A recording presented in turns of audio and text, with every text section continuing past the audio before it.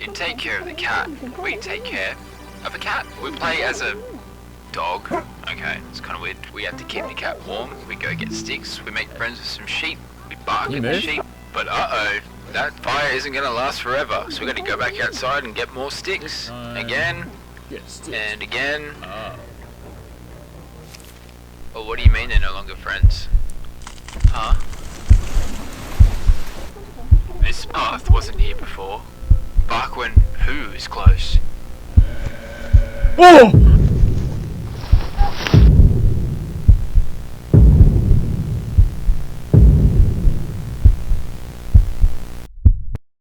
This is the second installment in the Take Care Of series, and if you're not familiar with it, it's a series created by Bodinhe during original soundtracks by Lickstrix, who absolutely cooked, by the way, and the horrifying designs are made by Samiera, who is extremely talented. Like, look at this fucking skin-walking dog.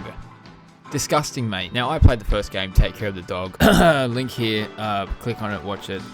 Shameless plug, I know. Don't shame a motherfucker, I'm trying to make it, alright? My 17 kids are hungry, and I have alcoholism.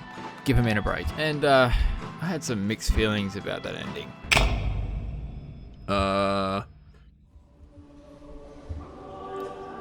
What the fuck? What the fuck? Look, I'll give the first game its flowers. I was chased through the house by a JPEG skinwalker dog. The creature design was unreal. The dog is nightmare fuel. Look at this thing. And don't even get me started on the soundtrack.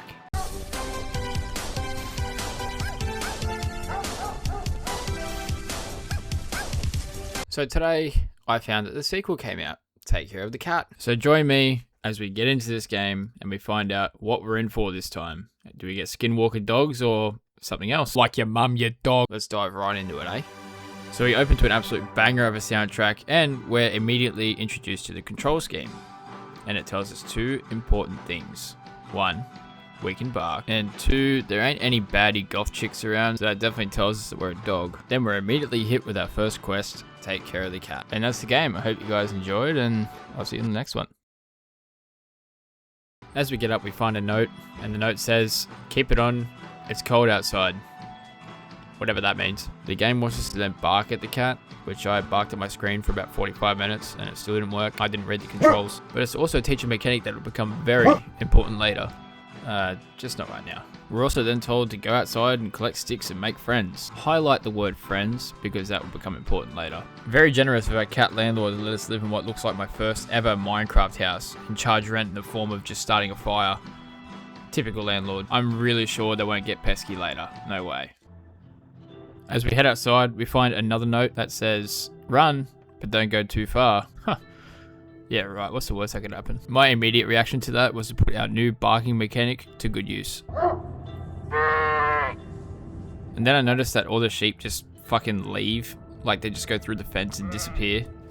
Probably not a good thing. But this is also where the basic gameplay loop starts. Go outside, collect sticks, bark at the sheep, come home, pay our rent, and repeat. Making sure we do absolutely everything for our lovely and amazing landlord. I haven't paid my actual rent in like 7 weeks. Don't tell anyone. So after collecting enough sticks, we're told to head back and light the fire, except we're blocked by an absolute alpha chad of a sheep. Look at the size of this bloke. Bro's built like fucking Snorlax. Look at the size of him. He might actually be Sean. He refuses to move. So we do the only logical thing. We play our form of a flute.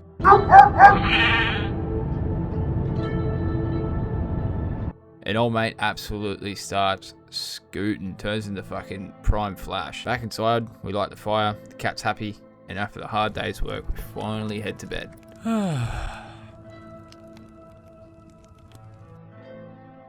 Only to immediately get woken up again, fire's gone out, cat wants his fucking rent.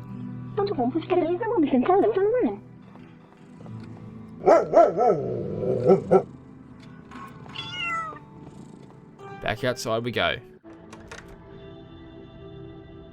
This time, something feels off. Music's changed, and more importantly, the sheep are gone. There's not a single sheep in this yard anymore. Yesterday's place was packed, and now it's completely empty. What scared all the sheep off? It could have been us.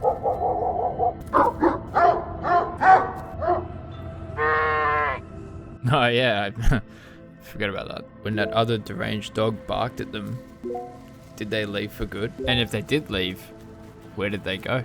So we decided to explore the entire backyard, and I come across something pretty interesting, to say the least.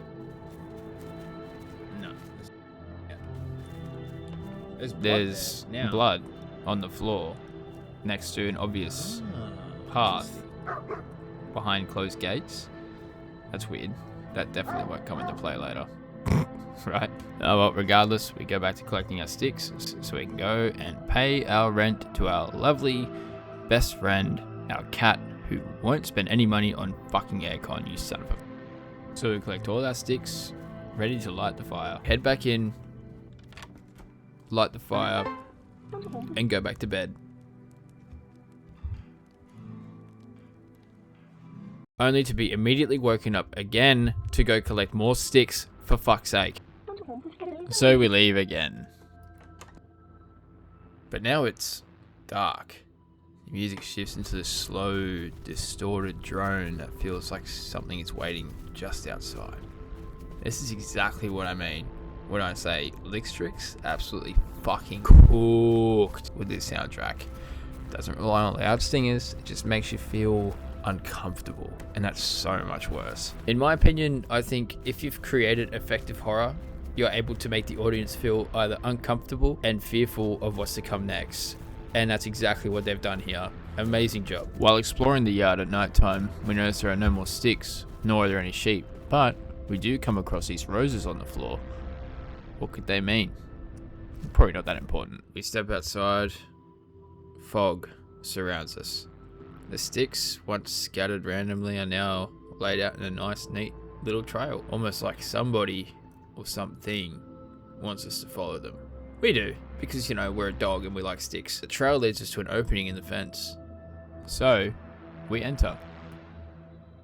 We climb through, we find another note. They aren't sheep anymore. Well, fuck me. We continue forward and find ourselves crossing a bridge over a rushing river. Now, I'm an Australian bloke that drinks a little too much and plays horror games on his days off. So take this with a grain of salt, but bridges are often used to cross rivers. I know, insane revelation. But they can also be symbols for crossing into another world, crossing into death, crossing into the...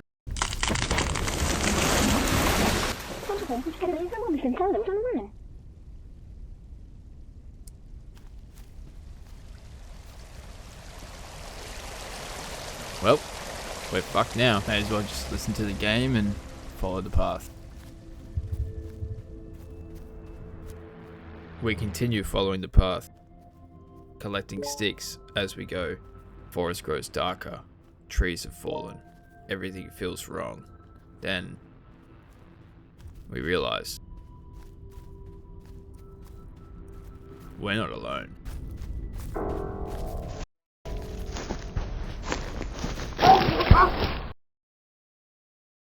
Yeah, that's not a fucking sheep. Just want to take a second to appreciate the design of the corrupted sheep. It is so simple, but so terrifying. I fucking love it. Well done. You know that bark feature from before? This is where it comes back into play. And it very politely reminded me that we're going to do that because I completely forgot about it and kept fucking dying every 10 seconds.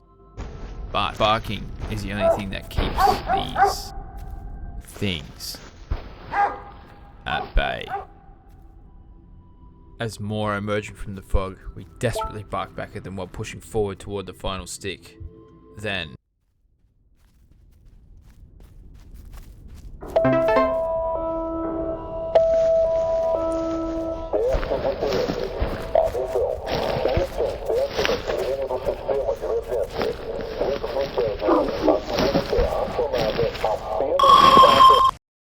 yeah, nah, fuck that. It gives us one more instruction. Run, so we start to fucking bolt! But pay close attention.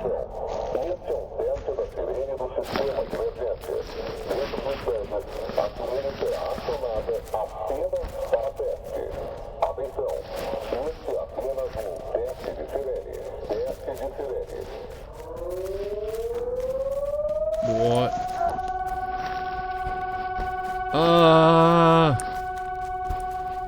As we were being chased, you would have noticed that there was a message going on in the back with what sounded like sirens or trumpets playing. I'm assuming that's supposed to be symbolism of dictatorship, or maybe trying to take control of people through gospel or speech. If you guys know where it's from or what it is, please let me know down below. I would love to see where that's from. We sprint all the way home right before that thing catches us.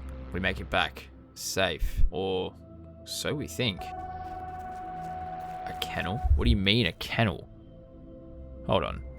We've left that cat in the cold. We saved ourselves rather than our friend. We stayed in here and didn't even bother to return to our friend.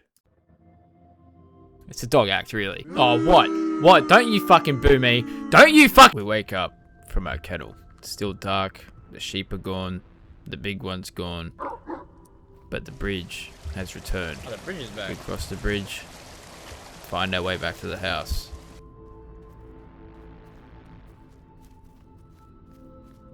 We enter the house. Cat sleeps peacefully inside. The fire can't be lit. With nothing else to do, we go to sleep.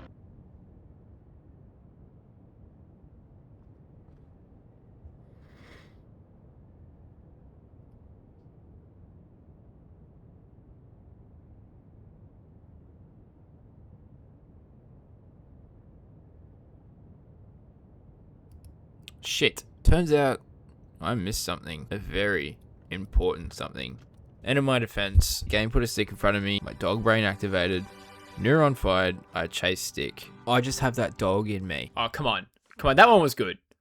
That one was fucking good. Remember that friend word I told you to keep track of? Like a minute into the video? This is where it comes into play now.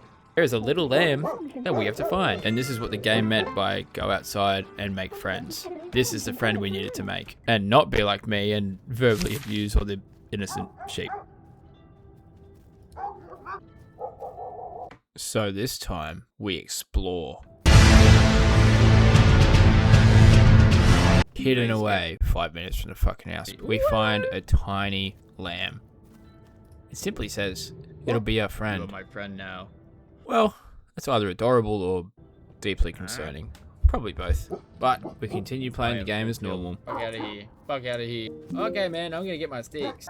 You back with a little fun, of course. Bitch.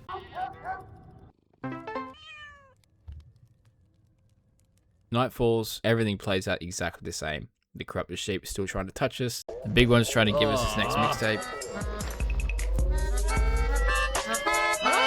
We run into the lamb instead of the kennel.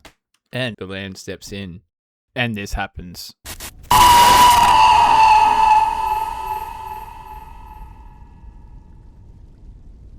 Holy shit! This fucking lamb just ripped a move out of DBZ and used fucking solar flare. This little fucking bastard goes TN solar flare. Bang. Right to the fucking mother sheep. And she is gone. She got solar flared so hard she turned into blood and roses. It is probably the coolest thing I've ever seen. Cool. And then the lamb just aura farms and goes, I will not be like them. Bro, what? Instead of letting us cross the broken bridge alone, the lamb also places a fallen tree across the river, helping us return home safely. Back at the house, the fire is already burning. I'm assuming the lamb also lit the fire. When we walk in, we find our cat landlord has had kittens. They were reborn. The sheep were reborn into good stuff. We settle into bed, watching over our little family. Safe. Going back to our cuck bed.